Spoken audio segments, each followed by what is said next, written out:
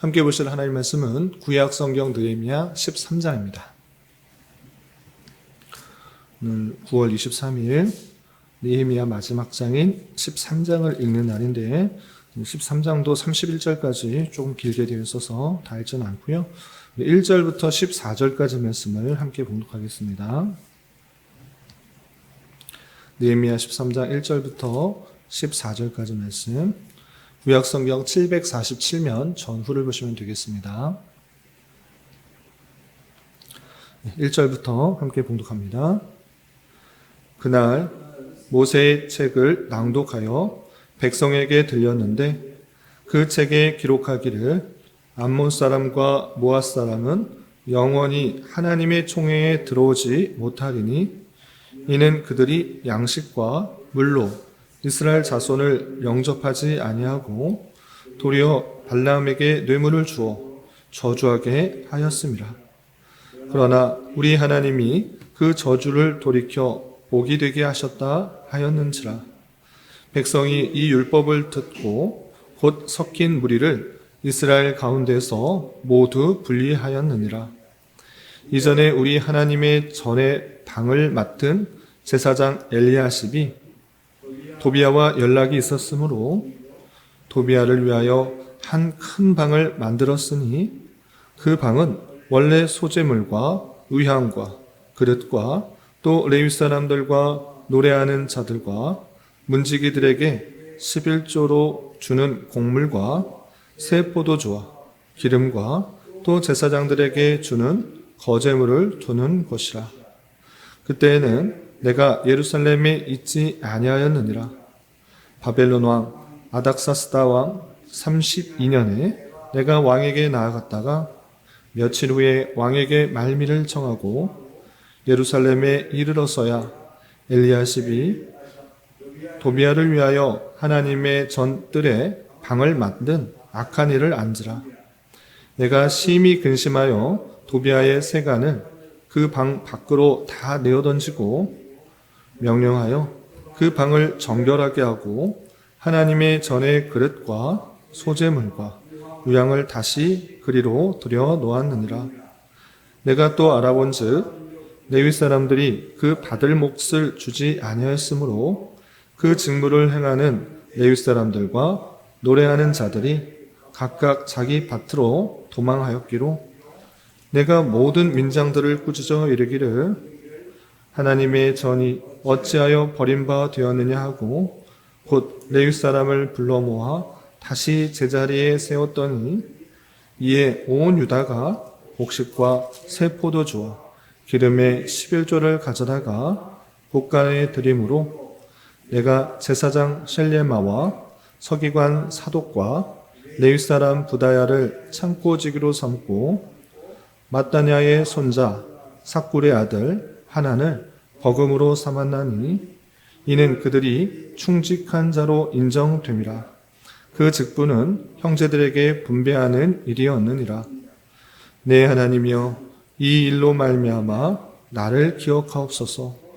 내 하나님의 전과 그 모든 직무를 위하여 내가 행한 선한 일을 도만하지 마옵소서. 아멘. 네, 감사합니다. 오늘 함께 살펴볼 하나님 말씀은 느헤미야 마지막 장인 13장입니다. 우리가 어제 살펴보았던 느헤미야 12장에서는 성벽 재건을 완성하고 봉헌식을 하며 그리고 그 성 안에서 또 성전에서 하나님께 제사 드릴 성전 봉사자를 체계화를 하는 그 장면을 살펴볼 수 있었습니다. 제사장과 레위인의 명단을 정리하며 또 그들이 먹을 그 11조의 백성들의 11조와 또 여러 가지 초산물들을 잘 모아둘 수 있는 그런 곳간과 그를 지킬 사람을 세웠던 장면을 우리가 살펴볼 수 있었습니다. 이렇게 성벽을 완성하고 또 성벽을 완성한 것이 그게 끝이 아니라 그 성 안에서 또 성전 안에서 제사를 온전히 드리며 하나님을 섬기는 일들이 잘 진행되는 것이 가장 중요하다는 것을 깨달은 그 백성들에게 온전히 체계를 정리하는 그 모습을 살펴볼 수 있었습니다. 그리고 마지막 장 13장이 이어지는데 그렇게 체제를 잘 정비하고 그 백성들이 하나님을 잘 섬기며 살았다. 이렇게 이야기가 나왔으면 좋았을 텐데 그렇지 않고 또 다른 이야기가 나오는 것입니다. 그러면 마지막에 그 뒷이야기가 어떻게 이야기가 나오고 정리되는지 내용을 좀 살펴보면서 교훈받는 시간을 갖도록 하겠습니다. 우선 13장 1절부터 3절까지는 12장, 그러니까 낙성식을 하고 성벽 봉헌식을 하고 있었던 일들을 이어지는 이야기입니다. 어떤 이야기가 있는지 먼저 이 이야기부터 해보겠습니다. 1절부터 3절 보시면 그날 모세의 책을 낭독하여 라고 되어 있는데 여기서 그날은 성벽을 봉헌한 그때인 것입니다. 그때 모세의 책을 낭독하여 백성에게 들렸는데 율법을 알려준 것입니다. 그 율법의 책에 무엇이라고 써 있는가? 그 책에 기록하기를 암몬 사람과 모압 사람은 영원히 하나님의 총에 들어오지 못하리니 라고 하고 있습니다. 그래서 성을 완성하고 나서 하나님의 율법, 그 중에서도 모세의 율법 중에 모압 사람과 암몬 사람은 하나님의 총에 영원히 들어오지 못한다라는 그 율법을 알려주었던 것입니다. 왜 하나님의 총에, 그러니까 하나님의 백성이 될 수 없는가? 그 이유에 대해서도 2절에 이렇게 분명히 설명되고 있습니다. 2절 보시면 이는 그들이 양식과 물로 이스라엘 자손을 영접하지 아니하고 도리어 발람 사람에게 뇌물을 주어 저주하였음이라 라고 표현하였습니다. 출애굽 당시에 암몬과 모압 사람이 그 이스라엘 백성들을 잘 대우하는 것이 아니라 방해를 한 것입니다. 물도 주지 않고 양식도 주지 않고 그것에 그치지 않고 발람이라는 선지자를 매수하여서 저주하도록 했다. 이 사건을 두고 그 신명기 23장 3절부터 5절까지 보면 암몬 사람과 모압 사람은 절대 그 이유로 인하여서 하나님의 총에 이스라엘 백성들 가운데 들어올 수 없다라는 그 명령을, 율법을 정해놓은 것입니다. 그것을 알려줌으로 말미암아 그때 당시에 암몬 사람과 모압 사람과 결혼하였던 그런 사람들, 혼인하였던 사람들을 다시 한번 추려서 다시 분리하는 장면이 나옵니다. 그래서 3절 보시면 백성이 이 율법을 듣고 곧 섞인 무리를 이스라엘 가운데 모두 분리하였다라고 하면서 성벽을 완성하고 나서 다시 한번 그 하나님의 백성의 정결성 그리고 율법에 따라서 더욱더 잘 지켜나가려고 하는 그 모습들이 보이는 것입니다. 여기까지가 성벽 완성하고 난 후에 일이고 그 다음부터 4절까지는 그로부터 한참 뒤에 있는 것입니다. 정확히 말하면 12년 정도 뒤에 느헤미야가 그 예루살렘 성을 떠나서 예루살렘의 그 총독의 그 강한 권한이 없을 때 이스라엘 백성들이 또 어떤 부패와 타락을 저질렀는지 그 내용이 나오는 것입니다. 그래서 4절 보시면 이렇게 되어 있습니다.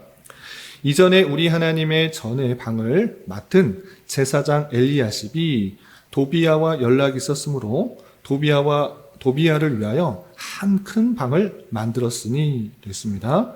여기서 하나님의 전의 방을 맡은 제사장 엘리야십이 도비야와 계속적으로 연락하였는데 이 도비야라는 이름, 낯선 이름입니까? 아니면 들어본 이름입니까? 들어본 이름입니다. 예루살렘 성벽을 건축할 때 산발랏과 도비야와 게셈이 계속적으로 방해를 했던 것입니다.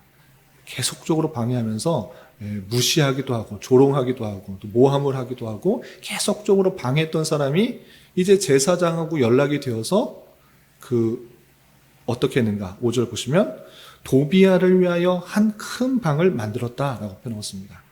그를 위해서 방을 만들었다. 이 자체가 얼마나 큰 죄악인지 이 제사장은 잘 모르는 것입니다. 왜 도비야와 연락하는 것이 잘못되는가? 그가 계속 조롱하고 무시하고 방해했기 때문에 그런 것인가? 그런 것도 물론 맞지만 이 도비야라는 사람의 신분을 보면 느헤미야 2장 10절에 분명히 암몬 사람이다라고 되어 있습니다. 암몬 사람 도비야라고 하고 있습니다. 바로 전에 암몬 사람과 또 모압 사람은 영원히 하나님의 총에 들어오지 못한다. 하나님의 백성에 들어오지 못한다. 그를 분리하는 그런 일을 했음에도 불구하고 이 제사장이 암몬 사람 도비야와 연락하는 것도 모자라서 그를 위해 방을 만들었다라는 것입니다.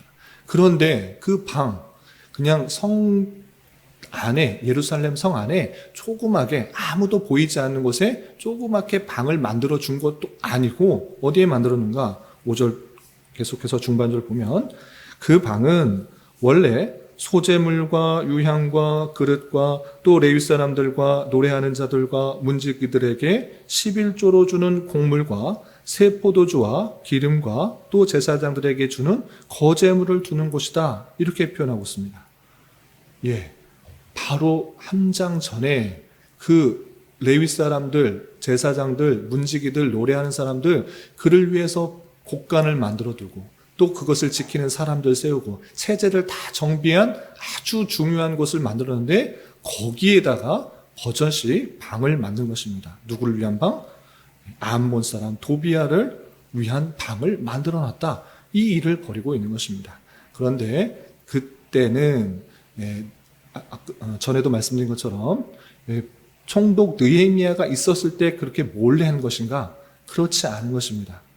총독 느헤미야가 다시 아닥사스다 왕에게 돌아갔을 때 그 자리 빈틈을 노리고 그런 일을 벌인 것입니다. 왜 그렇게 말할 수 있는가? 6절에 이렇게 표현되어 있기 때문에 그렇습니다. 6절 보시면 그때에는 방을 만들 때는 내가 예루살렘에 있지 아니하였느니라 이렇게 표현하고 있는 것입니다. 총독이 없으니까 이제 또 하나님의 말씀을 제대로 지지 않고 암몬 사람과 연락하는 것에서 그치지도 않고 또 그 중요한 그곳에 방을 암몬 사람 도비아를 위한 방을 만든 것입니다. 있지 아니하였을 때 그런 일이 있었고, 그럼 어떻게 알았는가? 6절 중반절 계속해서 보시면 바벨론 왕 아닥사스다 왕 32년에 내가 왕에게 나아갔다 며칠 후에 왕에게 말미를 청하고 예루살렘에 이르러서야 엘리야십이 도비아를 위하여 하나님의 전뜰에 방을 만든 악한 일을 안지라 이렇게 되는 것입니다. 예, 지금 예루살렘에 없었을 때는 몰랐는데 아닥사스다 왕 32년에 다시 왕에게 요청하여서 나 말미를 주시면 내가 다시 예루살렘에 다녀오겠습니다. 이렇게 말하고 왔는데 와서 보니까 엘리야십이 그 하나님의 전 곳간에다가 그런 완악한 짓을 행하였다라는 것을 알 수가 있는 것입니다.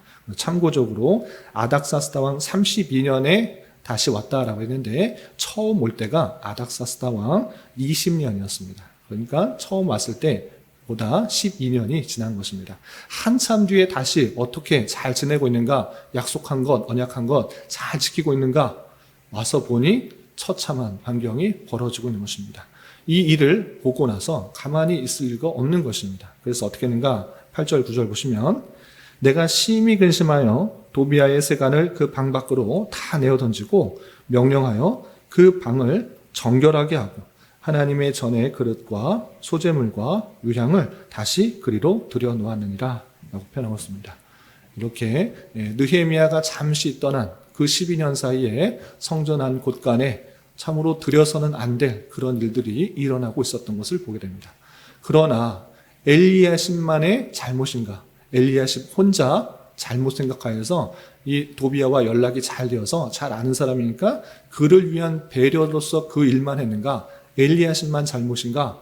그렇지 않고 그 죄악들은 온 백성에 펴져 있는 그 모습들도 보게 되는 것입니다. 어떤 일이 있었는가? 10절 보시면 내가 또 알아본즉 이런 일이 있었는데 또 자세히 알아보는 것입니다. 어떤 일이 있었는가? 보시면 레위 사람들이 받을 몫을 주지 아니하였으므로 그 직무를 행하는 레위 사람들과 노래하는 자들이 각기 자기 밭으로 도망하였다. 이렇게 표현하고 있습니다.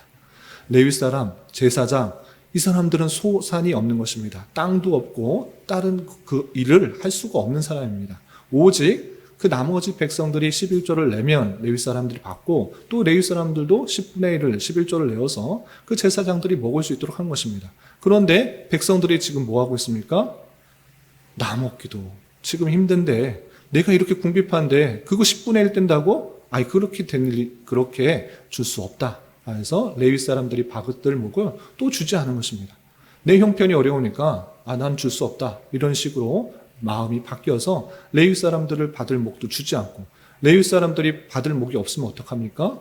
자기도 먹고 살아야 되니까 제사장에 줄 11조도 못 주는 것도 마찬가지고 자기 밭으로 돌아가서 내가 먹을 살 궁리를 하고 있다. 이렇게 된 것입니다. 성전 일을 제대로 할 수 없는 그런 형편이 돼버린 것입니다.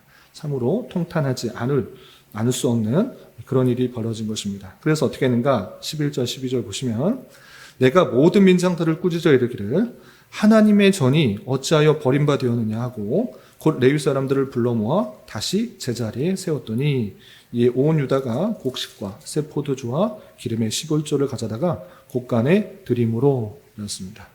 민장들, 백성들을 다스리는 사람이면 11조 내게 해서 레위 사람들 먹고 살게 하고 또 레위 사람 10분의 1 내게 해서 제사장 먹게 해서 성전의 일들이 잘 되게 해야 되는데 지금 민장들 뭐 하고 있느냐? 11조 내지 않으면 꾸짖어서 내게 해야지.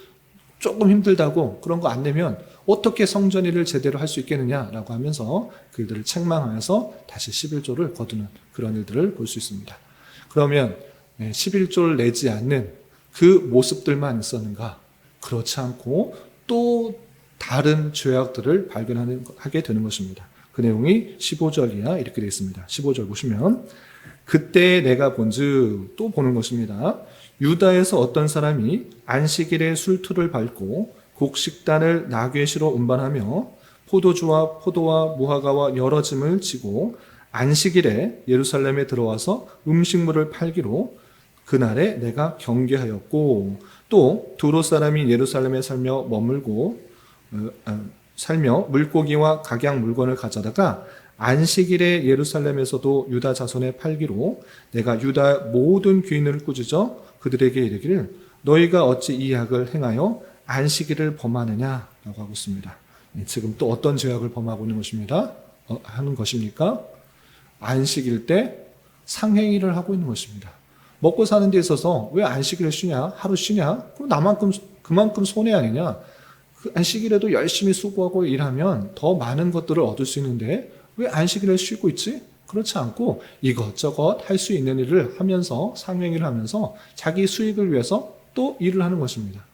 하나님의 율법이 무엇인지를 알고 그들에게 분명히 하나님의 율법이 이러한지를 알면서 자기들이 스스로 다짐하고 언약을 메우고 임봉했던 것입니다. 안식일을 온전히 지키겠습니다 라고 했던 것입니다. 내 소득이 내 열심과 수고를 통해 이루어지는 것이 아니라 오직 하나님께 달려있고 또 하나님께서 쉬라고 하였던 그 모습, 창조 질서의 그 내용들 그리고 완성될 천국의 모형들을 기억하면서 그 쉬도록 하였던 구속의 은혜들 기억하면서 쉬도록 하였던 그 안식일 또 범하고 있는 것입니다. 안식일에 자기가 하고 싶은 거 다 하면서 자기의 유익과 만족을 위해서 행하는 그 모습들이 있는 것입니다. 그 모습을 보자 가만히 있을 수가 없는 것입니다. 그들을 꾸짖었고 또 어떻게 했는가? 19절 이하 보시면 안식일 전 예루살렘 성문이 어두워 갈 때에 내가 성문을 닫고 안식일이 지나기 전에는 열지 말라 하고 나를 따르는 종자 몇을 성문마다 세워 안식일에는 아무 짐도 들어오지 못하게 하였으므로 장사꾼들과 각양 물건 파는 자들이 한두 번 예루살렘 성 밖에서 잠으로 내가 그들에게 경계하여 이르기를 너희가 어찌하여 성 밑에서 자느냐 다시 이같이 하면 내가 잡으리라 하였더니 그부터는 안식일에 그들이 다시 오지 아니하였느니라 라고 하고 있습니다. 말로 해서 되지 않자 성문을 다 닫아버린 것입니다. 그래도 그 밖에서 좀 자는 사람들이 있는데 아무리 너희들 와봐라 나는 열어주지 않겠다. 안식일에는 상행위를 할 수가 없다라는 그런 이야기를 하자 돌아가게 되는 그 모습을 보게 됩니다. 이 사람들이 11조도 내지 않고 안식일도 범하고 또 성전 곳간에 아무 사람을 위한 방도 만들고 참으로 처참한 그 모습들도 보게 되는 것입니다. 그러나 이것으로 끝나지 않은 것입니다. 또 느헤미야가 봤을 때 또 다른 죄악을 목도하게 됩니다. 그 내용이 23절이야 이렇게 되어 있습니다. 23절 보시면 그때 내가 본즉 또 본 것입니다. 유다 사람이 아스돗과 암몬과 모압 여인을 맞아 아내로 삼았는데 이방 여인과 결혼하고 있는 것입니다. 이방 여인 중에서도 암몬 사람, 모압 사람 여인을 맞았다. 분명히 암몬 사람과 모압 사람은 하나님의 총에 들어오지 못하겠다라는 율법을 알려주고 왜 그랬는지도 자세히 설명하였는데 그거 다 잊어버리고 그냥 뭐 남들이 하는 대로 아니면 예뻐 보이는 대로 마음 가는 대로 끌리는 대로 또 이방 사람과 결혼하고 있는 모습을 보게 됩니다. 결혼하는 그 자체도 문제인데 더 큰 문제는 24절에 이렇게 되어 있습니다. 24절 보시면 그들의 자녀가 아스돗 방언은 절반쯤 하여도 유다 방언은 못하니 그 하는 말이 각각 족속의 방언이므로. 예, 쉽게 말하면 국제 결혼하는데 자기 나라 말, 원래 알아야 될 히브리 말을 알지 못하고 이방 사람 말만 하고 있더라, 이 이야기를 하는 것입니다. 그 말을 하면 당연히 어떻게 되는 것입니까? 하나님의 율법도 모르고 그렇게 말하면 하나님의 율법이나 뜻을 전하면 알아들 수가 없는 것입니다. 결혼하는 그 자체도 문제인데 그 자녀까지 계속적으로 잘못된 길로 가게 하는 그 모습을 발견하게 된 것입니다. 그래서 이 일에 대해서도 또 느헤미야는 어떻게 하는가? 25절, 내가 그들을 책망하고 저주하며 그들 중 몇 사람을 때리고 그들의 머리털을 뽑고 이르되 너희는 너희 딸들을 그들의 아들들에게 주지 말고 너희 아들들이나 너희를 위하여 그들의 딸을 데려오지 아니하겠다고 하나님을 가리켜 맹세하라 하고 하면서 강하게 때리고 질타하고 맹세토록 하는 그 모습을 볼 수가 있는 것입니다. 그리고 좀 건너뛰어서 27절 보는 이런 표현도 있습니다. 너희가 이방 여인을 아내로 맞아 이 모든 큰 악을 행하여 우리 하나님께 범죄하는 것을 우리가 어찌 용납하겠느냐. 대제사장 엘리야십의 손자 요야다의 아들 하나가 호론 사람 산발랏의 사위가 되었으므로 내가 쫓아내어 나를 떠나게 하였느니라. 내 하나님이여, 그들이 제사장의 직분을 더럽히고 제사장의 직분과 레위 사람들에 대한 언약을 어겼사오니 그들을 기억하옵소서라고 탄식하며 하나님께 간구하는 그 모습을 볼 수 있습니다. 이방 사람과 결혼하는 그것이 왜 잘못되는 것입니까? 그것은 솔로몬 때 있었던 그 일들을 보면 너무나 명확한 것입니다. 솔로몬이 지혜의 왕으로서 많은 하나님으로부터 복을 받았는데 자기가 갖고 있는 권력, 부, 명예, 이것을 가지고 이방 여인들과 많이 결혼하게 되었던 것입니다. 그때 이후로 솔로몬조차도 이방 여인의 그 신을 또 따르는, 그를 위하여서 신전을 만들어 놓는 그 일들이 벌어지게 된 것입니다. 오직 하나님만을 섬겨야 되는데 그렇지 않는 모습들이 그때로부터 나오는 줄 알아 이방 사람과 결혼하는 것을 강하게 금지하였는데 그 일들을 계속 벌이고 있는 것입니다. 그리고 심지어 대제사장의 손자가 이방 여인과 결혼한 그 모습들을 보게 되는 것입니다. 일반 백성들뿐만 아니라 그 일들을 지적해야 될 그 제사장, 그조차도 마찬가지로 큰 죄악 가운데 연혼하고 통혼하는 그 죄악 가운데 빠져있는 그 모습을 보게 되는 것입니다. 이렇게 느헤미야 마지막 장은 이스라엘 백성들이 언약하고 또 다짐하고 또 하나님께 감사 찬송하며 성벽을 잘 지은 것에 대해서 행복하게 잘 살았더라, 이렇게 끝나지 않고 12년 또 뒤에 보니 모든 백성이 또다시 죄악 가운데 빠졌다라고 내용이 맞춰지고 있습니다. 느헤미야 겨우 와서 보니 또다시 죄악에 빠진 것을 보아 책망하고 지적하고 다시 한번 그렇게 살지 말자고 그들에게 권면하고 또 징계하고 훈계하고 그리고 하나님께 기도하는 장면으로 맞춰지게 됩니다. 이런 말씀을 통해서 교훈받을 수 있는 것들이 많이 있는 것 같습니다. 첫 번째, 인간의 부패와 타락을 적나라하게 보는 것입니다. 오직 하나님의 은혜로 그들이 포로에서 되돌아와서 그들 나름 열심대로 또 하나님께서 주신 감동대로 열심히 하나님의 말씀대로 살아가겠다고 성전도 세우고 성벽도 세우고 하나님의 말씀대로 살겠다라고 언약을 세웠지만 10년 지나자 또다시 이전 조상들이 행했던 그 죄악들을 그대로 행하고 있는 그 인간의 부패와 타락, 연약성들을 보게 되는 것입니다. 이러한 것이 인간인 것입니다. 아무리 다짐을 하고 아무리 맹세를 할지라도 시간이 지나면 스스로의 힘으로는 그것을 지켜나갈 수가 없는 것입니다. 성경은 인간의 부패, 타락, 죄와 연약성들을 적나라하게 보여주는 것입니다. 너희 힘으로, 너의 맹세로, 너의 다짐으로 안 된다. 인간은 다 아담 이래 부패하고 타락한 죄 많은 인생이다, 죄인이다라는 것들을 보여주는 것입니다. 그러므로 말미암아 오직 우리가 하나님의 뜻대로 살아갈 수 있는 것은 내 힘을 의지하고 내 뜻을, 내 계획을, 내 열심을 의지하는 것이 아니라 내 죄성과 내 연약함을 적나라하게 하나님 앞에 고백하며 날마다 하나님의 은혜로 살아가게 해달라고, 하나님의 말씀대로 살아가게 해달라고 부지런히 계속적으로 고백하고 의지하는 데서부터 시작된다는 것을 우리는 잊지 말아야 될 것입니다. 그리고 이 백성들이 계속적으로 그들의 힘으로는 계속적으로 이 개혁된 내용들을 유지할 수 없으나 더욱더 지속할 수 있는 그 고백과 다짐과 맹세를 지속할 수 있는 방법은 무엇인가? 그것은 주변 사람들이, 그나마 신앙을 더욱더 갖고 있는 사람들이 더욱더 격려하고 권고하고 또 공동체 안에서 느헤미야 같이 징계와 훈계를 하는 것을 통하여서 그나마 조금 더 지속할 수 있게 되는 것입니다. 그런 줄 알아. 우리 공동체 안에 혹시나 죄악 가운데 빠져있는 사람들이 있을 때 권면하고 또 격려하고 또 권징을 통하여서 또 바로잡는, 하나님의 백성들을 더욱더 바로잡는 그 일들을 해나가야 될 것입니다. 그리고 한 가지만 더 권면을 드리자면, 개혁된 교회는 끊임없이 개혁해야 된다라는 정신이 있습니다. 그건 무엇이냐? 한번 개혁했으면 끝나는가? 오늘 말씀에도 보아도 또다시 부패하고 타락하는 것입니다. 마찬가지로 종교 개혁자들은, 개혁된 교회는 끊임없이 하나님의 말씀에 비추어서 내 삶을 바꾸어 나가려고 하는 그런 자세가 없으면 또다시 로마 카톨릭 중세시대의 부패와 타락으로 가기 마련이다라는 것들을 강조하고 있었던 것입니다. 우리 교회도 마찬가지로 하나님의 말씀에 비추어서 올바로 계속적으로 나아가려는 시도가 없이 한번 개혁하면 이대로 하면 되겠습니다 라고 할 때 1년이 지나고 5년이 지나고 10년이 지나면 그 의미도 잘 알지 못하고 그냥 습관과 전통에 맞춰서 그냥 형식만 남게 되는 것입니다.